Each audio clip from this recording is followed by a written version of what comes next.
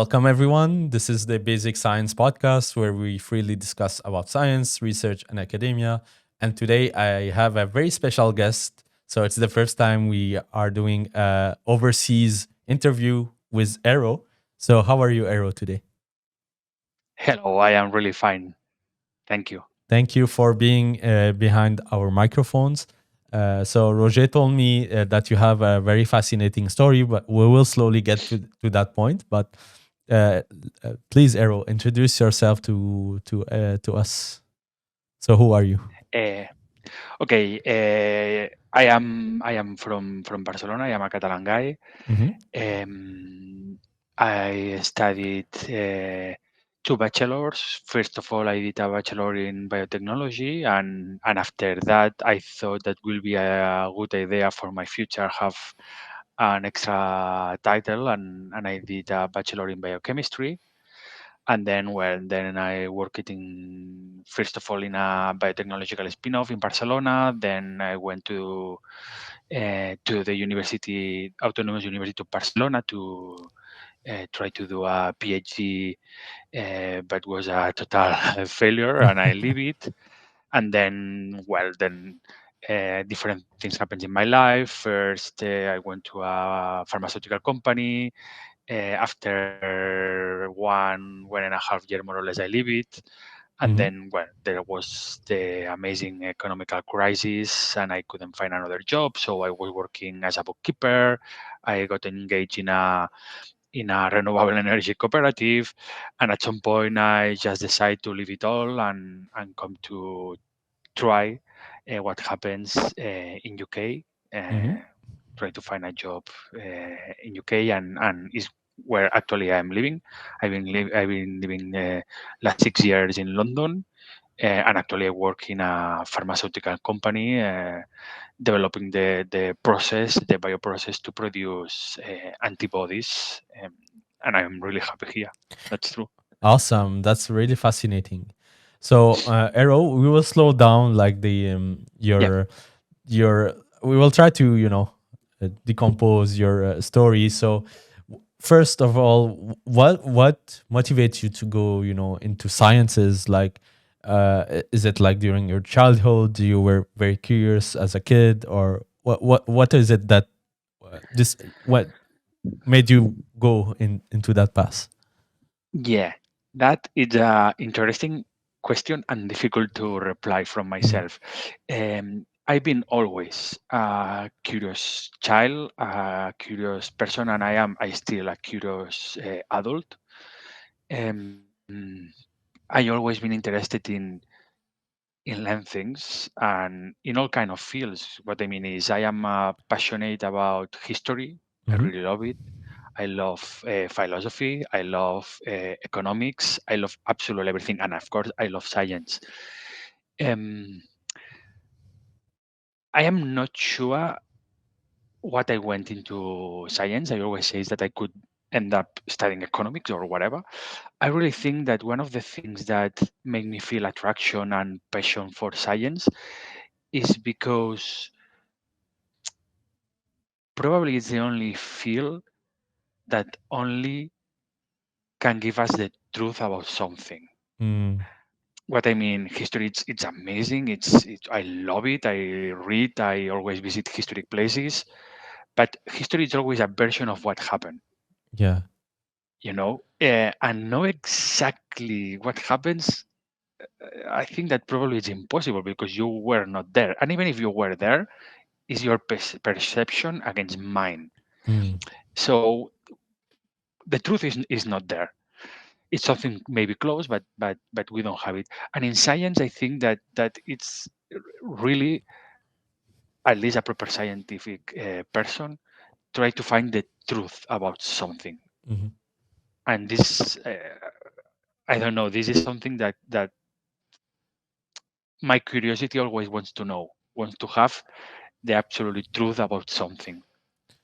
Okay, that's very cool. I really love your answer, and I'm also a bit driven by this, like finding a truth about something, finding how something work that we don't understand. Like, for example, for some people a car is a black box, like it they know that it drives from point A to point B, but us as a scientist we try to understand, okay, this part works like this, so this can Mhm.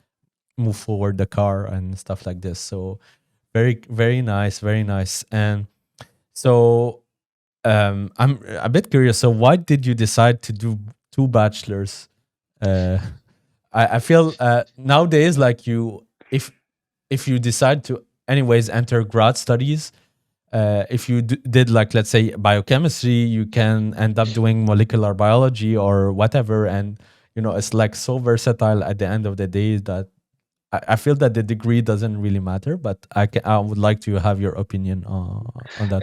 Yeah, I agree 100% with you. The degree doesn't matter, and with one is more than enough.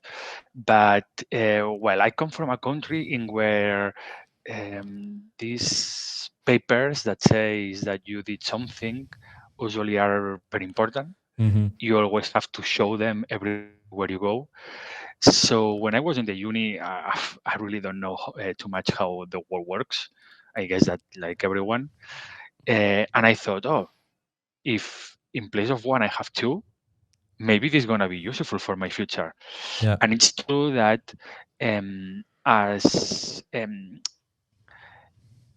at least in my country, for do biochemistry, for do the bachelor in biochemistry, in my country a lot of, or at least at my in when I was in the uni, Mm-hmm. a lot of bachelors are 4 years, Okay.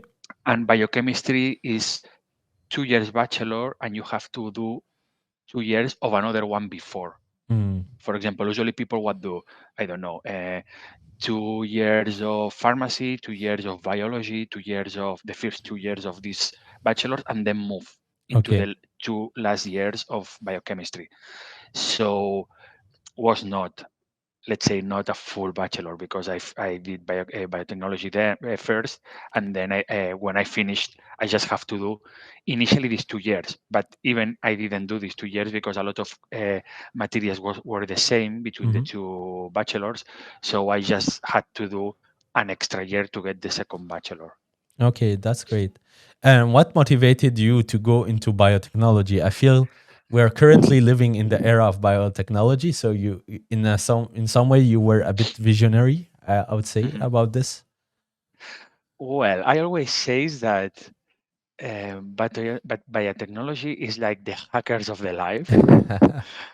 And I always think that I am a bit hacker in in everything that I do. Always try to find the different ways to do things, and I don't know. I feel really attractive for that. Mm, I mean, biology is very nice. It's lovely, but at the end of the day, you have to do something with that. yeah. And I think that biotechnology is that point in where, okay, let's do that with the knowledge that we get from biology, and not only that, because I I, I think that I have a lot of a part of my soul is like an engineering soul, Hmm. and biotechnology really mix this, let's say, two souls, no, the scientific soul and the engineering soul. Yeah.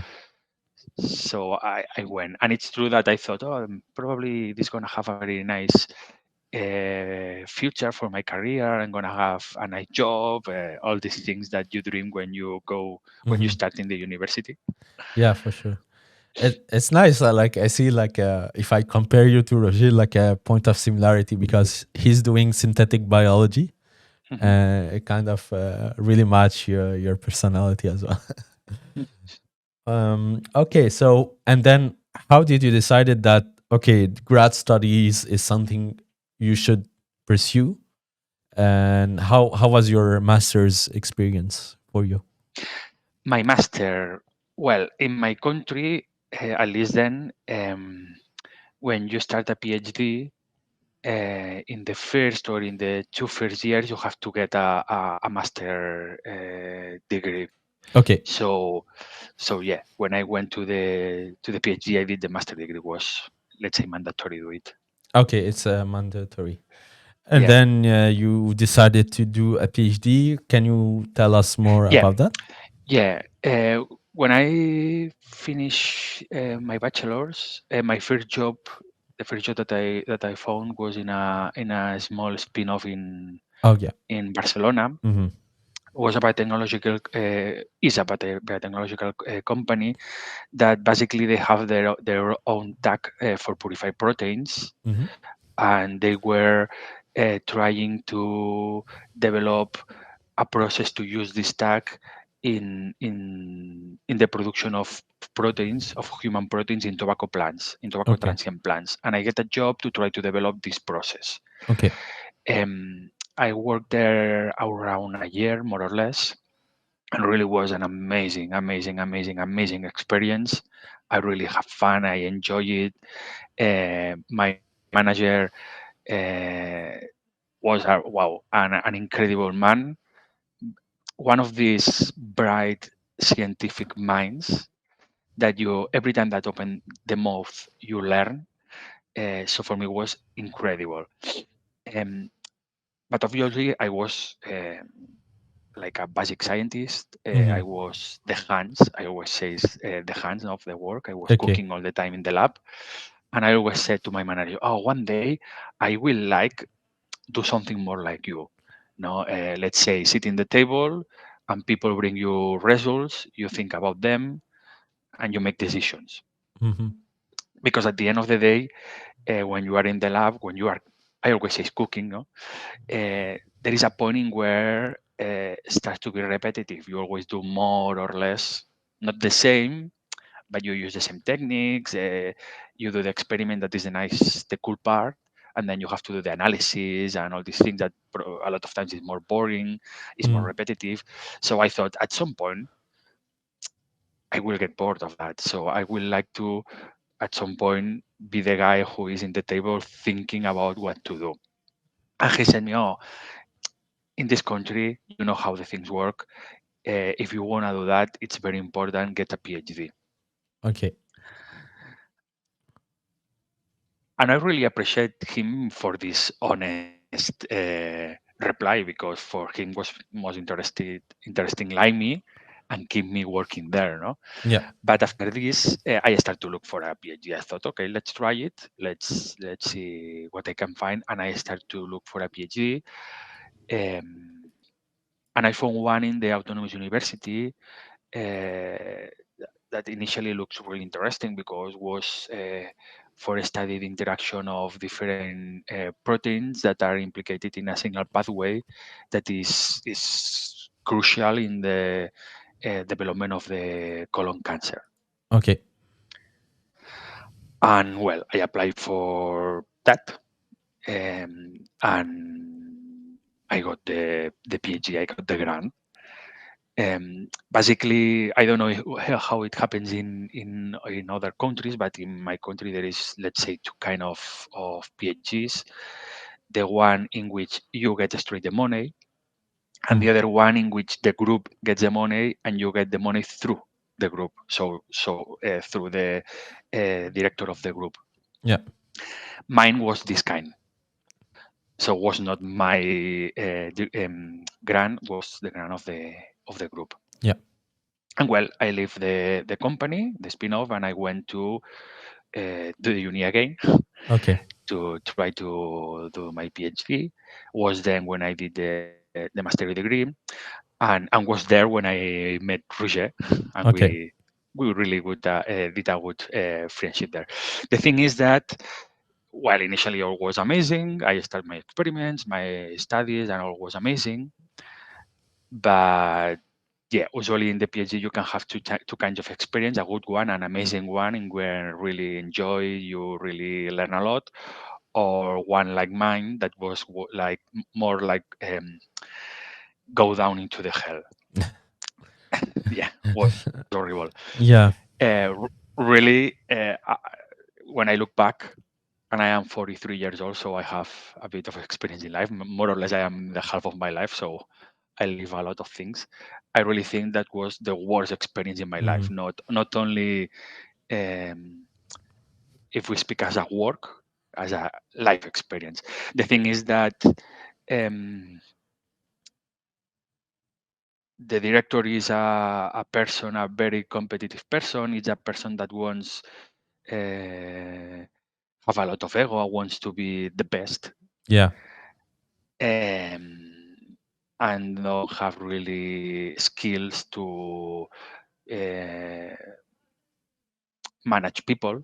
Yeah. So I remember one day that I was in the lab and there was a workmate that was there doing his things, and she appears in the lab and I start to be absolutely unrespectful with this guy, but absolutely something that I never seen before, and was like, wow, I really can't believe that. um, and I don't handle really right the things that I think that are unfair. Mm.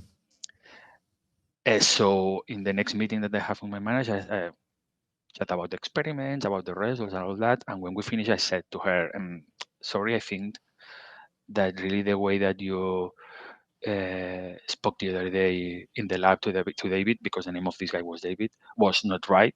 He's a human and he deserves respect like everyone." Mm-hmm. And well, since this day, my life become a hell in this place, because then was me who started to uh, be treated really bad by a really unrespectful way. Um, and this starts like a process in where um, your self-confidence start to diminish, because every day you listen the same, oh, you are useless, Mm-hmm. you never will be a scientist, maximum you can be a lab technician, every day, boom, boom, boom, boom, boom, boom. Yeah. And of course, I really think that she don't understand that, but this is negative for his objective, because as less self-confident you are, worst is your work. You do the things worst Mm-hmm. because you are always afraid, scared, and every time was worse and worse and worse and worse. And at the end, my day to day was try to find a way to don't cross path with her, to be Mm. sure that we never chat.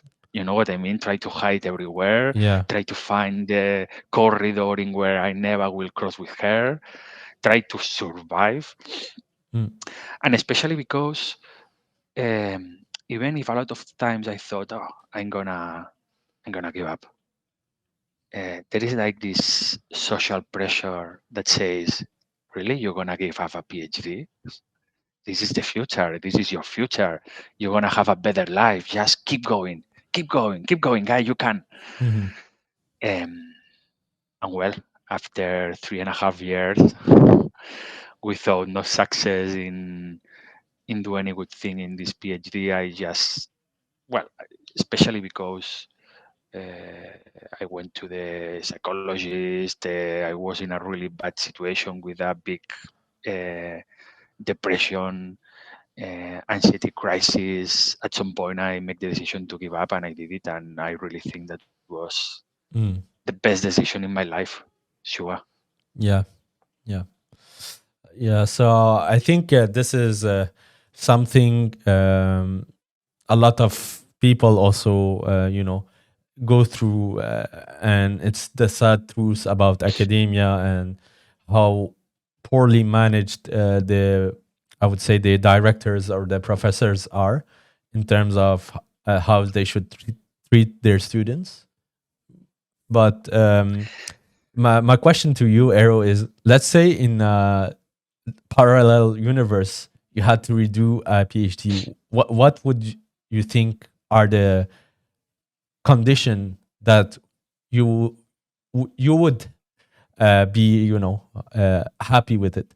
And I don't I would say, like, giving up a PhD is not like failing something. It's also, um, it's still in a way you are successful because you decided to take this really difficult choice of stopping it because it's not really working well, especially most of the time because of the human part. It's not even the science behind.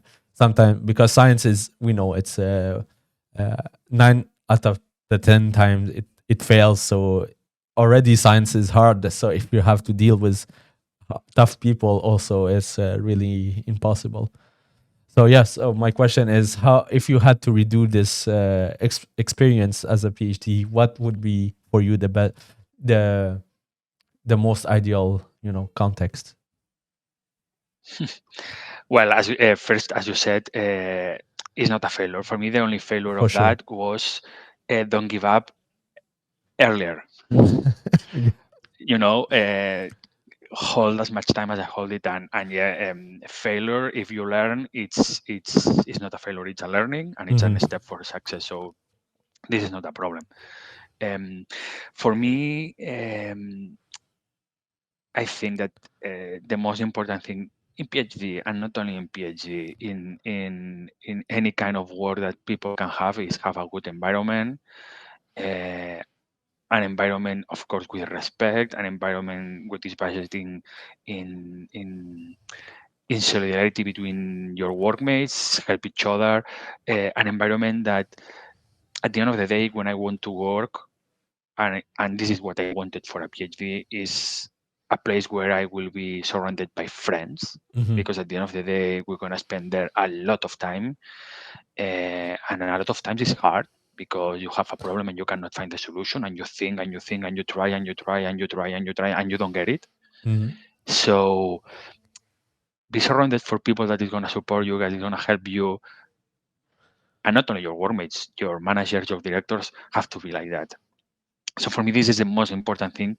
And every time that I have a job interview, is what I say: I want a good environment, Mhm. because I'm gonna spend there more time than with my family or with my friends. So have to be a place in where I feel happy. Eh, Otherwise, what is gonna happen is that what happens to me in the PhD, that for me, Sunday was the worst day in week, Mhm.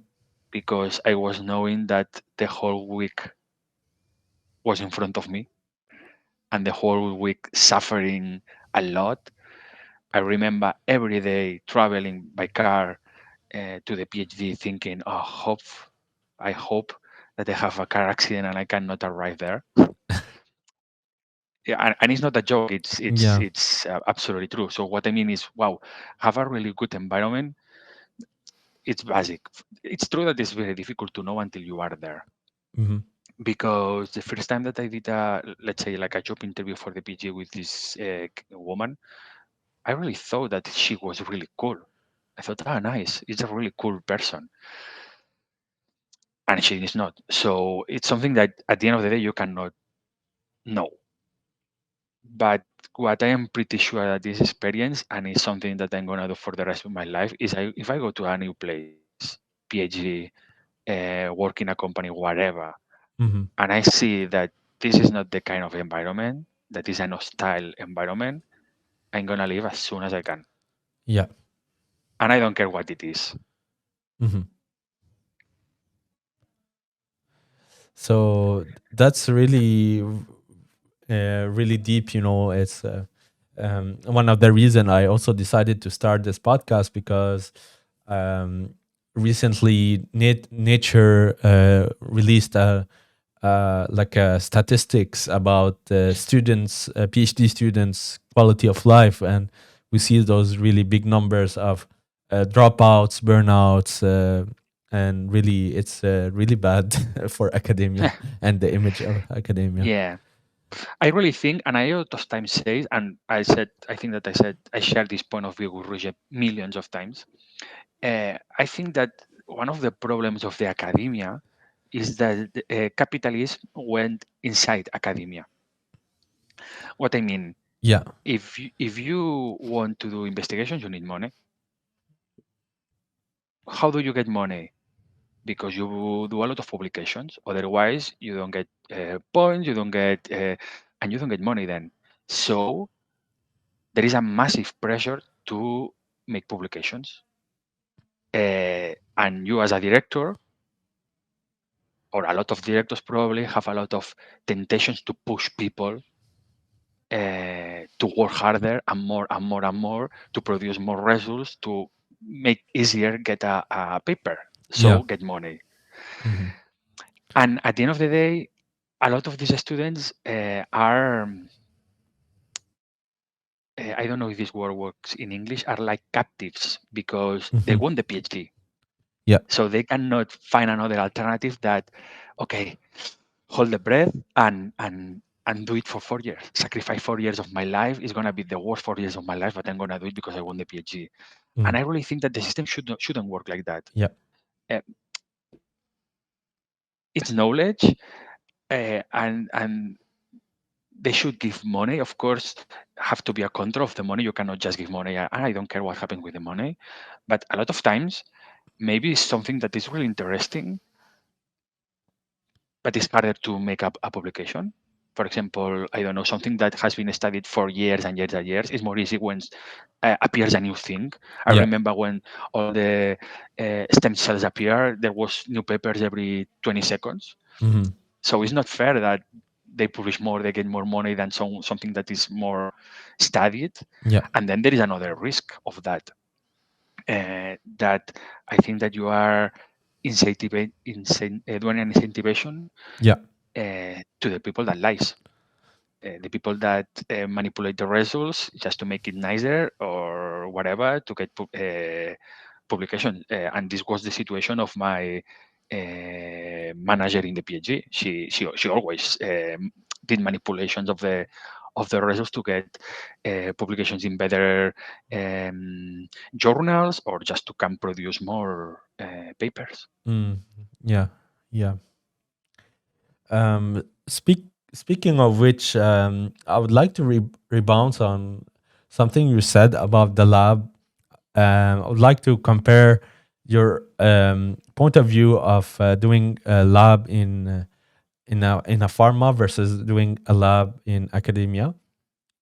I feel maybe in academia, at least if you have a good environment, you have the freedom of doing testing new things, discovering this.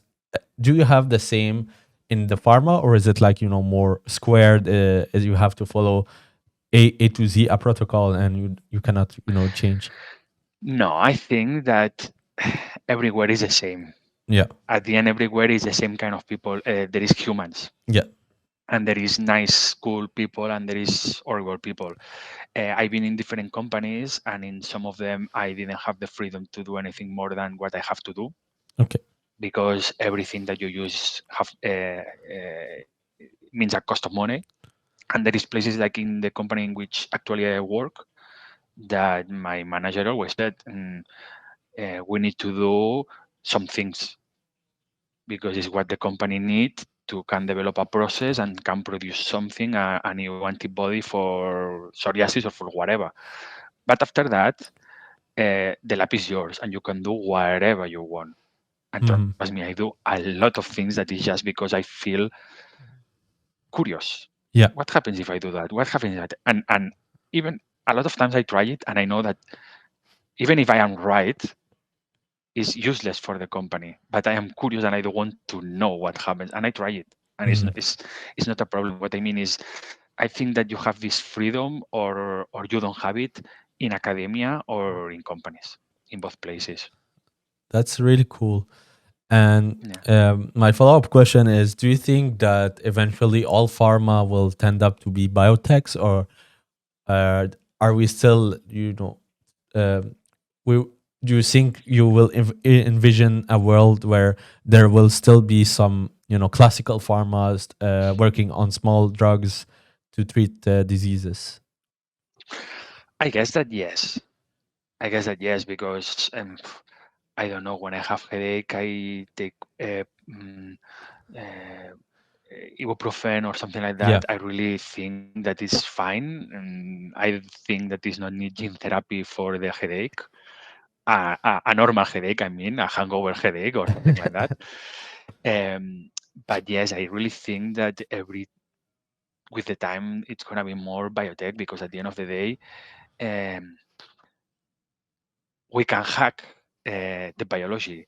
So why um, treat illness if we can help them, if we can remove it? No, for example, with the gene therapy, or Yeah. this opens an amazing future, and like that, I think that a lot of things uh, will be treated with biotechnological products. I think that there is a lot of things to do, a lot of future, a lot of work, a lot of new things, amazing things that will come. Yeah. Yeah. So maybe my next question, probably you had a lot of discussion with Roger about this, is about the price of biotechnologies.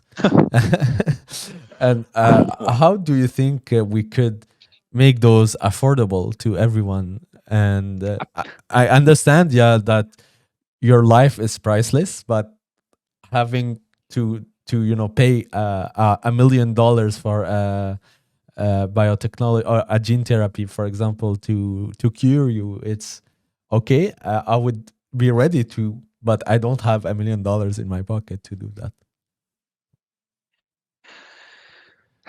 well, um, I am a really lefty guy. Yeah. Okay, and from my point of view, make you pay $1 million, even if your life is worthless, and even if you have it, make you pay $1 million for a treatment of something that you have and gonna kill you is extortion. Hmm. Is extortion and should be absolutely forbidden. I really think that pharmaceutical companies and even mine uh, uh, do extortion with people, of course, because you are sick. Uh, you don't want to be sick. No one wants to be sick. No one wants to feel pain. No one wants to feel bad. So how much you gonna pay for that? You can pay £100. You pay £100 or dollars. You can pay 2,000, 2,000, but Yeah. it's not the price. It's not the cost. Absolutely sure not, and we can see that because they are the biggest business in the world. So this means that they make a lot of profit. So it means that the difference between cost and sell price is very big. Hmm. From my point of view, pharmaceutical companies should be public, should be part of the public health system, Yeah. uh, and should be produced and distributed to the cost price, Hmm. and then will be available for everyone, and everyone could have nice treatments.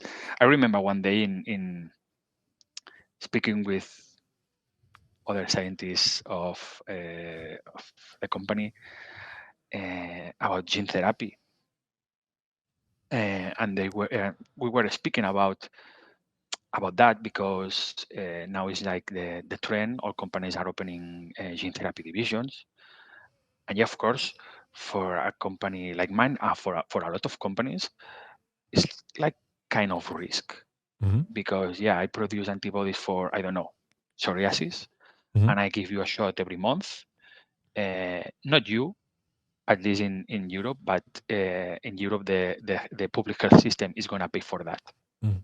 So it's gonna pay like $2,000 or euros every month for a shot. Hmm. What happens if someone develop gene therapy and psoriasis disappear? My business disappear. Then how much we should pay?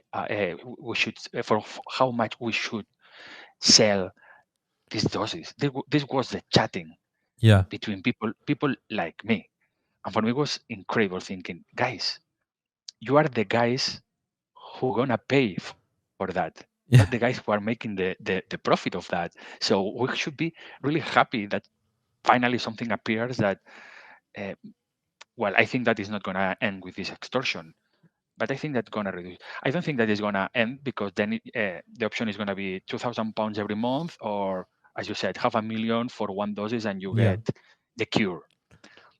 But that's why I think that all this should be public, absolutely, Yeah. to end with this extortion, with all these cartels in where they agree with a price and so they increase the price.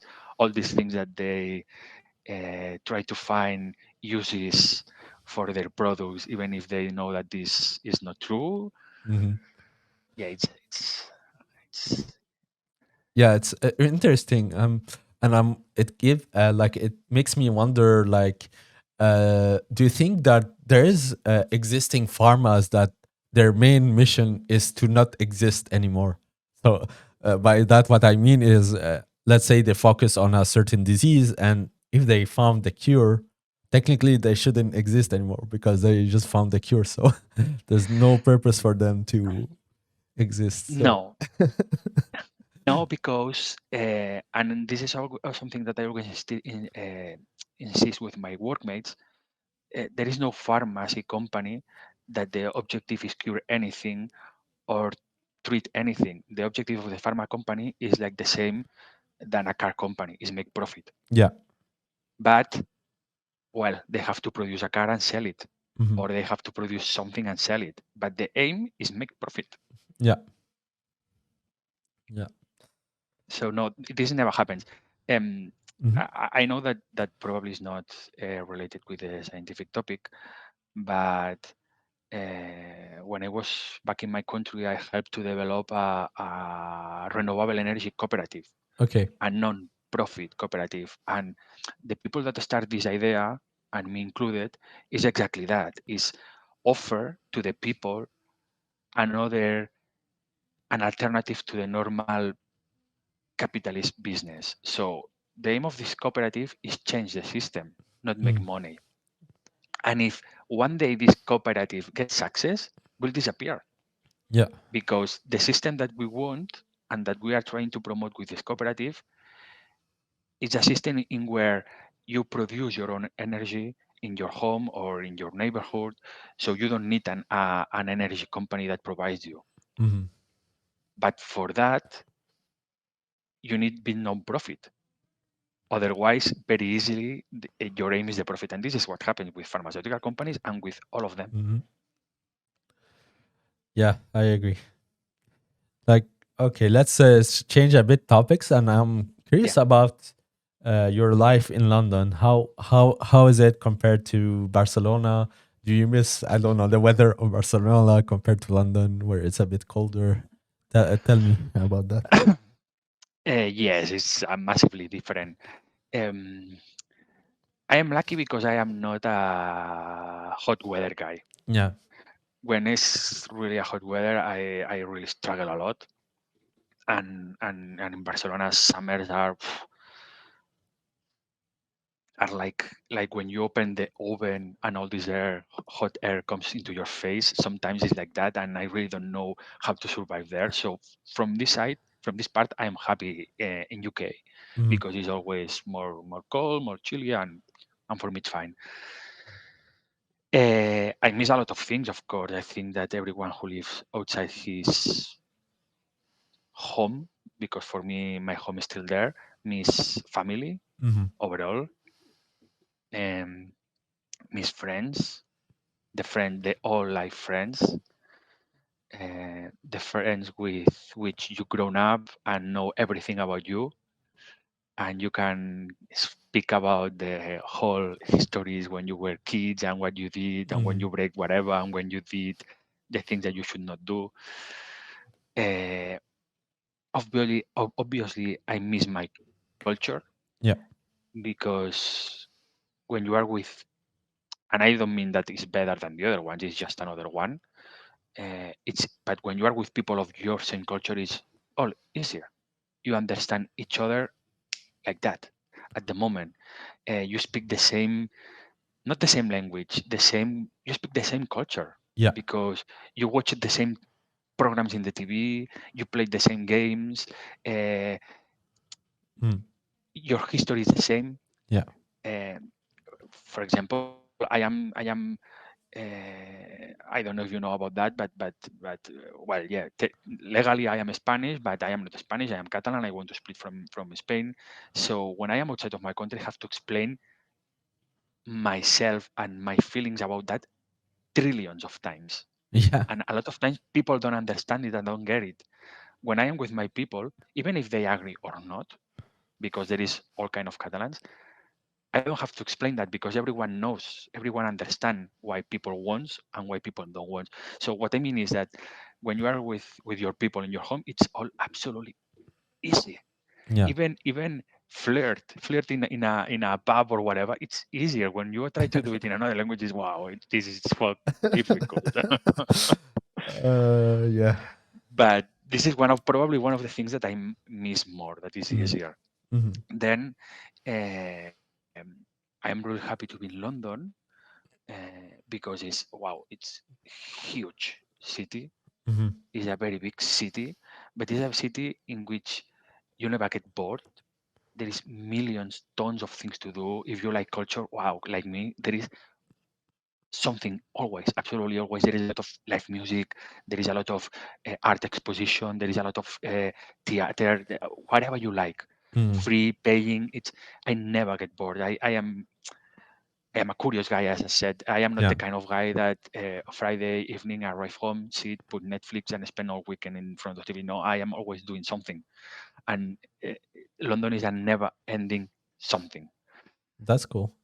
Yeah, Mm. the problem of London is that it's too expensive at the same time. Yeah, Rents, all these things, like wow. I am 43 years old and I still sharing house because I'm single, so it's I have to yeah, pay all for myself. So sometimes it's like hard.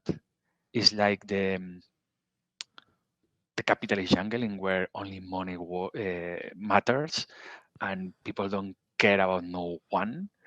Uh, mm. just an example.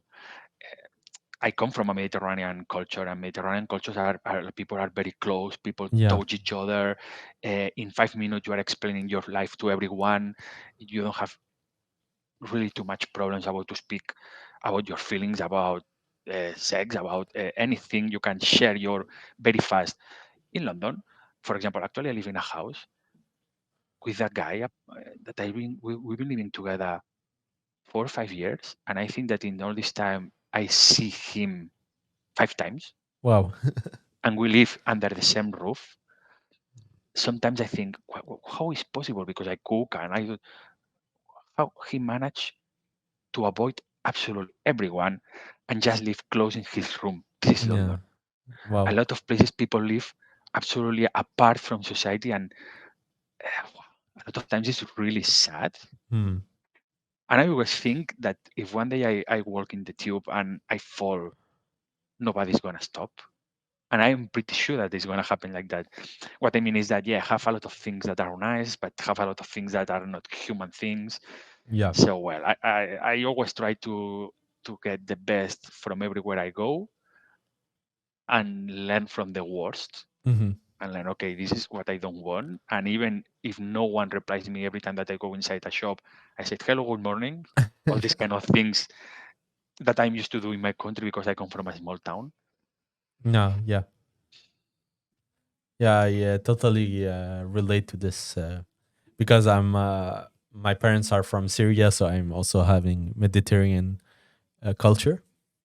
Yeah. So yeah, like it's so different. Even here in Canada, people don't say hello, even though you don't know the person. It's just like courtesy to just say hello if you Mhm. like you cross. At least cross the eye of the person. Just like say hello. I don't know, but yeah, Yeah. it's true. And m- m- maybe on the last few questions. So, what are your other hobbies, Ero, outside of science? Oof. I said at the beginning that I am a really curious guy, so Yeah. I really like a lot of things.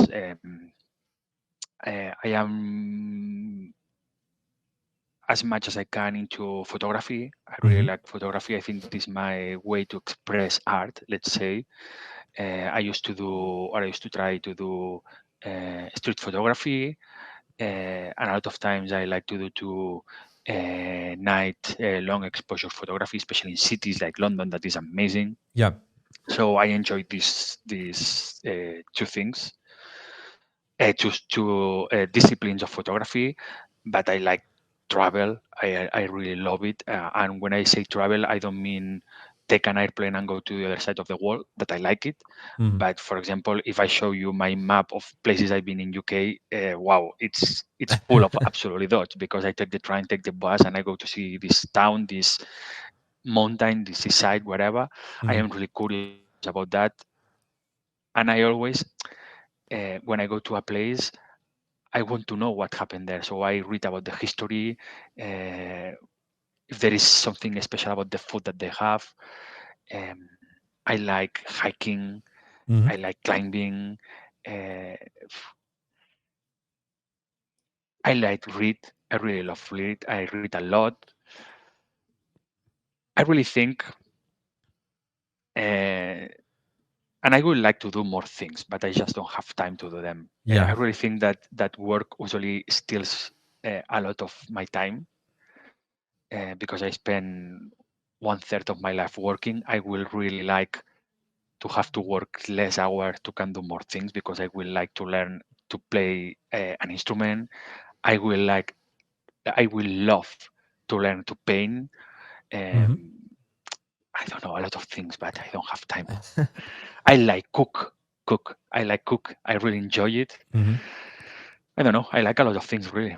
That's great. It's important, I think, to have something else outside of your work or things like that, just to be able to breathe as well.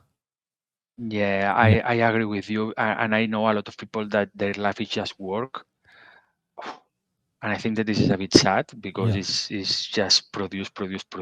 And I remember when we have the lockdown for COVID. I don't know how it was in Canada, but here we more or less stayed like 2 months closed at home.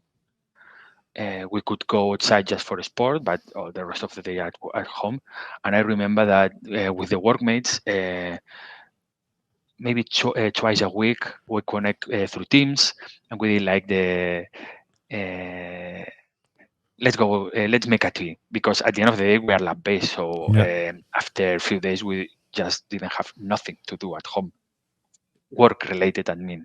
And I remember a lot of them that were struggling saying, oh, I'm bored. I just want to go back work. I don't know what to do with my time. This is boring. And for me was what was the best days in my life because I did a lot of exercise. I read a lot. I watch a lot of theater in TV, but I watch a lot of theater. I watch opera. Hmm. Uh, was all the time looking for new recipes of new food of I don't know China, Syria, whatever. I don't care, Hmm. and I learned to do them. So for me, it was an amazing time in which I learned a lot of things. I was absolutely busy all day, and at some point, I thought, what I'm gonna do when I come back to work? Hmm. I will not have time to work. Yeah. Yeah. So yes, I really encourage everyone to don't live a life in where absolutely all is just work. Yeah. Yeah. Yeah, that's it for me. I don't know if Ero would like to leave the audience with any small message. Uh, well, probably my best message to everyone, especially if he's young and all that, is guys, life goes fast. You will not remember what you did at work. You will remember what you did outside. So uh, try to work what you need to pay your bills because we have. This is the system, but try to enjoy life as much as you can. As if every second is the last one, because really it was fast and maybe it's too sad to finish, but as older you get, more people is left in the way. I mean, I Mm. know a lot of people that is not around now, and it's really sad thing. Oh, you lose all these things, you miss all these things of life. So for me, the message for everyone is enjoy life, guys. Enjoy Mhm. it as much as you can. Live hard, love hard, and enjoy life. Yeah. Thank you. That's a really great message to end on. Thank you, Ero, for being here. It was really fun discussing with you. It's great that you shared your story about your PhD, your opinion about the pharma, how you work, and at the end of the day, like that person that say, you are not a scientist. I think you are a you're fully grown scientist. You're like 100% complete scientist now. And I don't think you really need a PhD for that. And I agree that the PhD could help you learn some skills, but for me, if you decide, and if you're watching and you have really trouble during your PhD, like Ero said, the best decision you make is to leave, and it's not a failure. Mm. It's a really important way to move on and see what's next to you. I don't know if you have something to add on that, Ero. Yeah, no, no, I totally agree. Especially for me, I for me took too much time until I leave it. Mhm. Uh, and I remember perfectly the day that I was with my psychologist, and she said me, "I'm gonna recommend that you start um, a treatment in which you will not be able to go work." And I said to her, "Oh, don't go to work for 1 week. It's gonna be amazing. Like just wow, 1 week for don't go to this hell." And she said me, "No, no, 1 week, no, guy. The treatment is gonna be like half a year, 1 year, and with medication because you are in a depression, in an anxiety crisis." And I look at her and I said, "Really, I am as bad as you say?" And she, "Yeah, yeah." Mhm. And I said, "And this is for work?" She said, "Yes, this is for work." Then I said, "No, I'm not gonna start the treatment. I'm just gonna give up the work. If the problem is the work, balance life, Mhm. work, my own health, Yes. work. Yeah. There is no doubt about that." And this was the decision. But the problem is that I did too late because my self confidence was really damaged, and it took me years get back my scientific confidence and think you can, guy. You are not a rubbish Mm. scientist. You are a good one. Yes. You are not stupid. You are idiot. So if someone is struggling like me was, don't wait so much because otherwise you will pay consequences for a long time. Mm. Something I would love to share with you is I had this funny thought in my head, but it's just me being creative. Like, really, those type of scientists that really are there just to be, competitive and toxic. I would love them to just send them in space, in Mars or something. So they keep doing science, but like it's the jail for the scientists. Go far away from planet Earth. Put it all together in one room, no close, and see which one survive. No, Yeah. Thank you for your time, Ero, and I'm pleasure. gonna let you know once this episode is posted. Take care and keep in touch. Thank you, and a big pleasure. Trust me, Yes. has Bye, been nice. everyone.